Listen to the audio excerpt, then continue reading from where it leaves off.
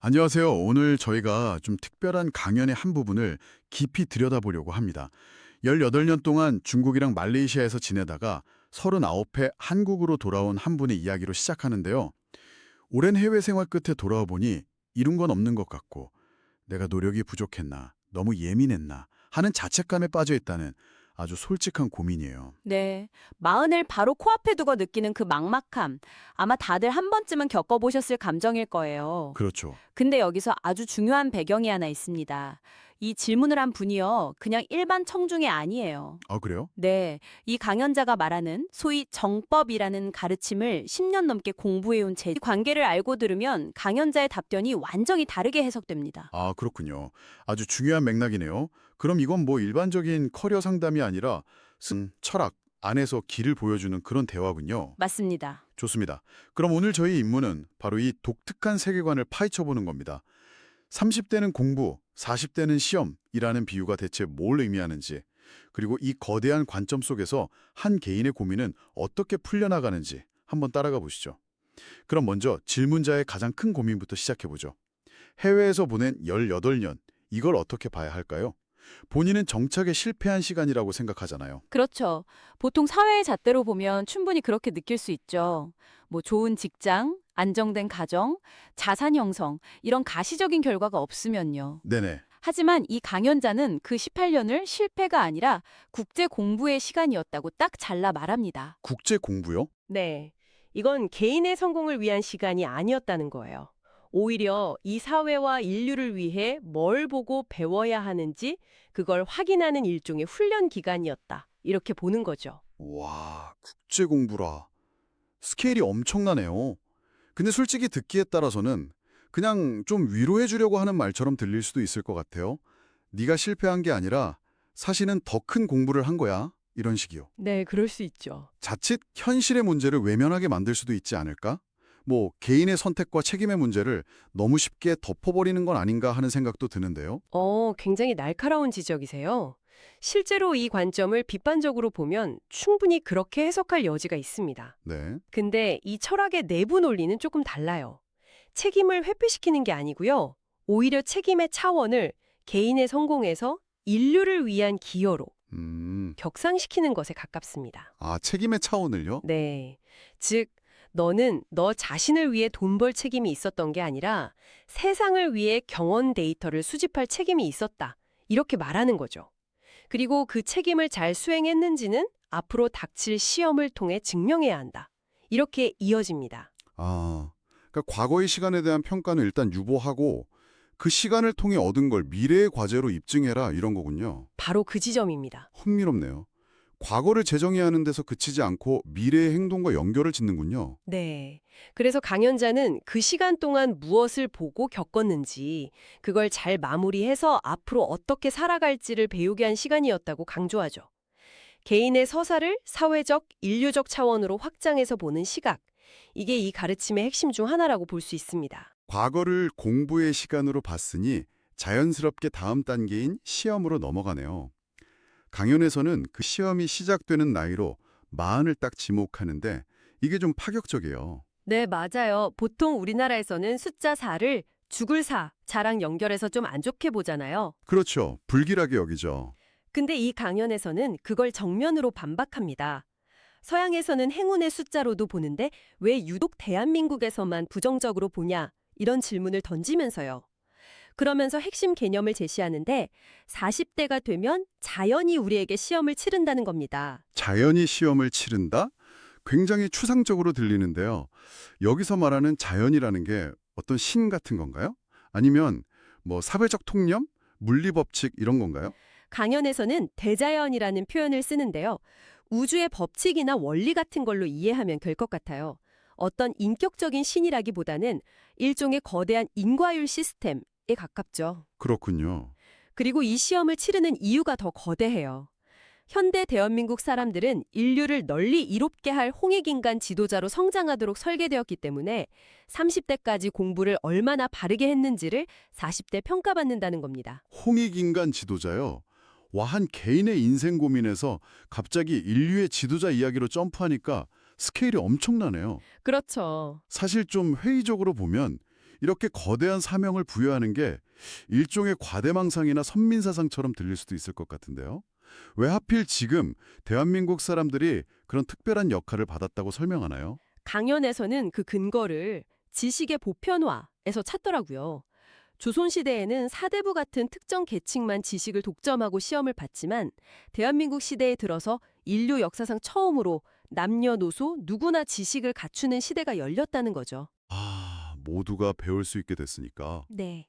그 논리에 따르면 인류 전체의 지식 수준이 어떤 임계점을 넘었고 그 선두에 있는 한국인들이 먼저 그 지식을 어떻게 사회를 위해 쓸 것인지를 증명해야 할 의무, 즉 시험을 받게 됐다는 겁니다. 알겠습니다.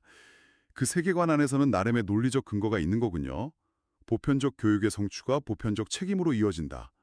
그럼 그 시험은 구체적으로 어떤 형태로 나타나는 건가요? 뭐 OMR 카드에 답을 적는 건 아닐 텐데요. 당연하죠. 시험은 아주 일상적인 모습으로 찾아온다고 해요. 예를 들면 아이가 나를 자꾸 이유 없이 약 올릴 때 순간적으로 화를 내면서 이 녀석이 하고 폭발하면 그게 시험에서 틀린 답을 낸 거라는 거죠. 직장 동료가 날 불쾌하게 하거나 운전 중에 누가 끼어들었을 때 거기에 맞서 싸우고 분노하는 게 아니라 그 상황과 감정을 지혜롭게 소화해낼 수 있는지를 본다는 겁니다. 소화한다는 표현이 재밌네요. 그냥 꾹 참는 거랑은 다른 의미 같아요. 어떤 음식이든 먹고 영양분으로 바꾸는 것처럼 부정적인 상황이 닥쳐도 그걸 내면의 에너지나 지혜로 전환시키는 능력? 뭐 그런 것 같네요. 정확합니다. 어떤 환경이 닥쳐도 감정적으로 흔들리지 않고 중심을 잡고 문제를 해결하는 내면의 힘, 즉 실력을 테스트한다는 거죠. 네네. 몸이 좀 아프다고 불평하는 대신 내가 뭘 잘못했기에 이런 신호가 올까 하고 자신을 돌아보는 것. 누가 나에게 무례하게 굴어도 그걸 지혜롭게 다루며 넘어갈 수 있는 것. 이런 일상의 모든 마찰이 전부 시험 문제라는 겁니다. 듣다 보니까 궁금해지네요. 모든 시험에는 목적과 결과가 있잖아요. 이 40대의 시험을 치르는 궁극적인 목적은 뭐고 합격자와 불합격자는 어떻게 달라지나요? 바로 그게 이 철학의 핵심인데요. 시험의 목적은 50대 이후의 삶을 어떻게 지원해줄지 결정하기 위한 자격심사입니다. 자격심사요? 네. 40대의 시험을 잘 통과한 사람, 즉 어떤 어려움에도 불평하지 않고 지혜롭게 상황을 다루는 내공을 보여준 사람은요. 50대부터 인생을 사는 데 필요한 모든 것을 자연으로부터 뒷받침받게 된대요. 좋은 인연, 필요한 경제력, 안정된 환경 같은 것들이죠. 반대로 시험에서 계속 낙제점을 받으면요? 자신의 욕심만 앞세워서 계속 불평하고 남 탓하고 분노하는 모습을 보이면 자연은 이 사람한테 힘을 실어주면 세상을 어지럽히겠구나 이렇게 판단을 한다는 거예요. 그래서요? 그래서 50대가 되면 그 사람이 30대에 쌓아올렸던 좋은 인연이나 재물, 건강까지도 다시 거두어 간다고 설명합니다. 심지어 자식과의 관계가 멀어지는 형태로 나타날 수도 있다고 하고요. 와, 굉장히 엄격하네요. 그냥 지원을 끊는 수준이 아니라 원래 있던 것까지 회수해 간다는 거잖아요. 이건 거의 벌처럼 들리는데요? 그렇죠. 징벌처럼 느껴질 수 있죠. 강연에서 제시하는 이유는 예방입니다. 인품과 실력을 갖추지 못한 사람이 사회적으로 큰 힘, 그러니까 돈이나 권력, 영향력을 갖게 되면 그 힘을 남용해서 더 큰 혼란을 낳는다는 거죠. 더 튼 불행을 막기 위해서? 네. 그래서 40대 인격 시험에서 낙제하면 그 힘의 원천을 미리 거두어 드린다는 논리입니다. 그리고 진짜 인생의 시작은 50부터이기 때문에 그 시작을 앞둔 40대의 시험이 그만큼 중요하다고 계속 강조하는 거고요. 그렇군요. 이 모든 이야기를 다시 처음에 그 질문자에게로 가져와 보죠. 18년의 해외 생활을 실패라고 자책하던 그 39세의 제자에게 강연자는 이 거대한 이론을 바탕으로 아주 구체적인 조언을 합니다. 맞습니다.